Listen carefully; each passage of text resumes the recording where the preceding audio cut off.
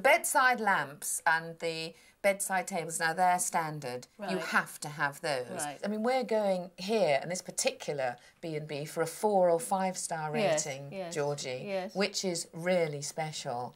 And what would you say that we'd need to make that this is fantastic? Chocolates on a pillow. Yes. It's these little things. That's right. It's almost, Georgie, it's like when you're buying an apartment. You know, you go and look at a show apartment. Right. People aren't actually buying the furniture that's in there. They're buying into this lifestyle. Yes. And I think you'll find that if you know, get a 4 or 5 star, people want to be part of this lovely, luxurious lifestyle for however long they're staying with you. This place is interesting, I have to say. It's just bland. It's just like a dish of warm water. The size is good, but it doesn't tell me anything about who owns the place. It looks like a student accommodation room or one of those studios you rent in Greece. And, you know, people really come to a B&B because they want a warm, friendly, cosy atmosphere, home from home. I mean, this does not meet that criteria. Now, one of my real pet hates is carpet in a bathroom. That's disgusting. It gets filthy, it gets wet, it gets mouldy. No, don't like that at all. I think this might be unique to Aldborough. A little piece of pink elastic keeping up the seat for when the boys come. Well, they could have at least got the elastic to match the colour scheme, that's what I think. They look like happy hens. Happy animals produce better food. I mean, that's common sense. Oh, I love little chicken, especially in the Caesar salad. Rog, I was thinking, we need a little something to spice up those bedrooms. Say nothing. Say nothing. All right, we do, though. You're always right, aren't you, Pam? I've got it. Let's have a look in here. Let's just have a look. This can't be it. It looks a little bit like... And look at this. Looks like there's been a bushfire in Shore-and-Bicey. This place is very deceptive. After seeing that exterior, this place has such potential. How difficult is it to just put a few objects in the room to make it come alive? Pamela has found a novel way of mixing business with pleasure, relaxing and test-driving what's on offer all at the same time.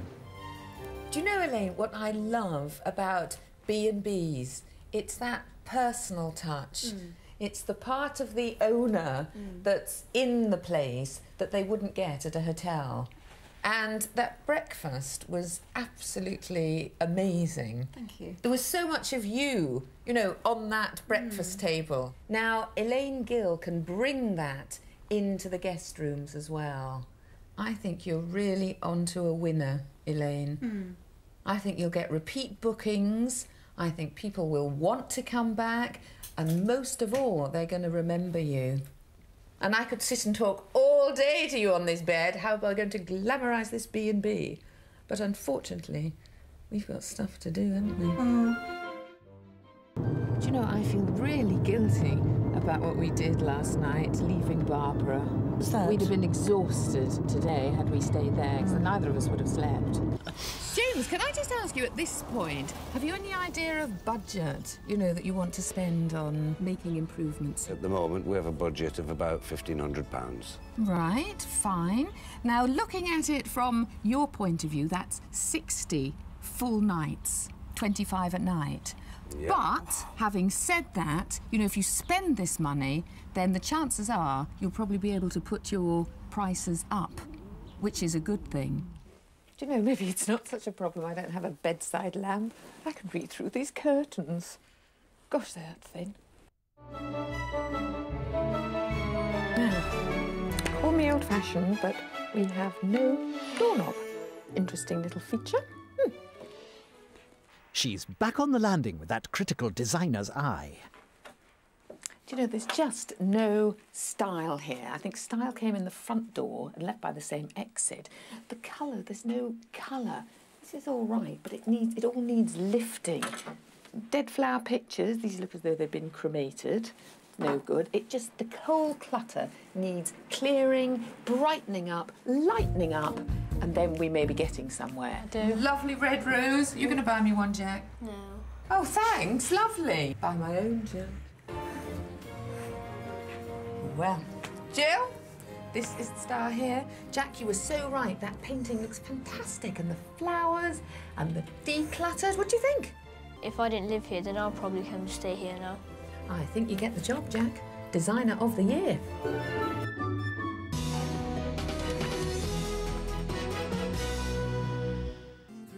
When I asked for a guide, GMTV said they'd send along a local lad. Pamela, welcome to Belfast.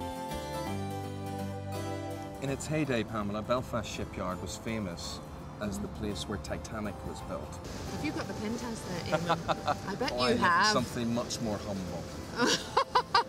You know, when you were growing up here, what did you get up to? I'm not telling you what I got up to. Oh, go on, I really want to know. Plus about Belfast is that, despite its reputation, it is a friendly city. Oh, it's wonderful.